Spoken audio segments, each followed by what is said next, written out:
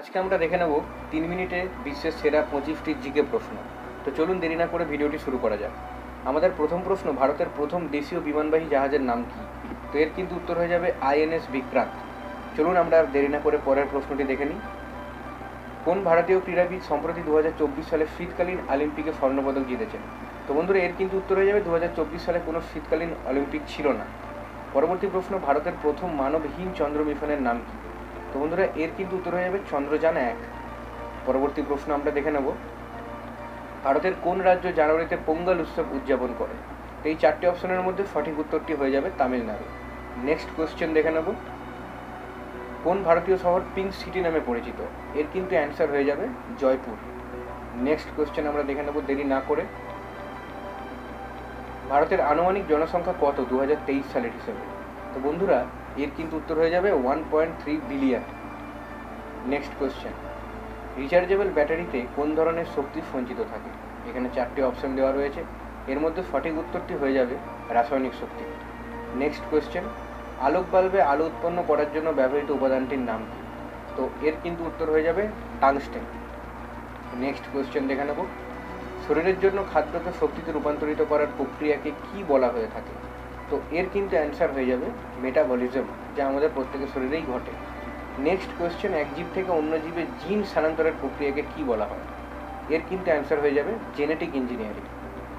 Next question দেখে নেব, মশাবাহিত ভাইরাস দ্বারা কোন রোগ বাহিত হয়?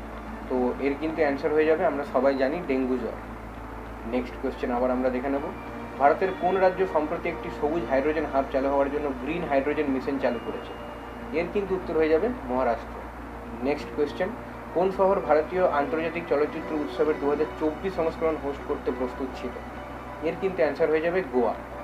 নেক্সট কোয়েশ্চেন আমরা দেখে নেব, উত্তর গোলার্ধের দীর্ঘতম দিন কোন দিনটি? তো এর কিন্তু উত্তর হয়ে যাবে জুন 21 হলো উত্তর গোলার্ধের দীর্ঘতম দিন। নেক্সট কোয়েশ্চেন দেখে নেব, প্রথমবার মাউন্ট এভারেস্ট কে জয় করে? তো বন্ধুরা এর কিন্তু উত্তর হয়ে যাবে এডমন্ড হিলারি এবং শেরপা তেনজিং নোরগে 29শে মে 1953 সালে। নেক্সট কোয়েশ্চেন, হিমোসায়ানিন নামক রক্তরঞ্জকে কি উপাদান থাকে? এর কিন্তু অ্যান্সার হয়ে যাবে কপার। নেক্সট প্রশ্ন আমরা দেখে নেব, ব্রোঞ্জ কী দিয়ে তৈরি? তো এর কিন্তু অ্যান্সার হয়ে যাবে তামা ও টিন। তামা ও টিনের সংমিশ্রণে ব্রোঞ্জ তৈরি করা হয়। নেক্সট কোয়েশ্চেন, মানব শরীরের কোন অঙ্গে লিম্ফোসাইট কোষ গঠিত হয়? এর কিন্তু অ্যান্সার হয়ে যাবে অস্থিমজ্জা। নেক্সট কোয়েশ্চেন দেখে নেব আমরা, বিশ্বের সেরা শিক্ষা ব্যবস্থা কোন দেশে আছে? এর কিন্তু অ্যান্সার হয়ে যাবে সুইডেন। সুইডেনে কিন্তু বিশ্বের সেরা শিক্ষা ব্যবস্থা লক্ষ্য করা যায়। পরবর্তী প্রশ্ন আমরা দেখে নেব, নতুন কোভিড-19 রূপটির নাম কি? এর কিন্তু অ্যান্সার হয়ে যাবে ওমিক্রন।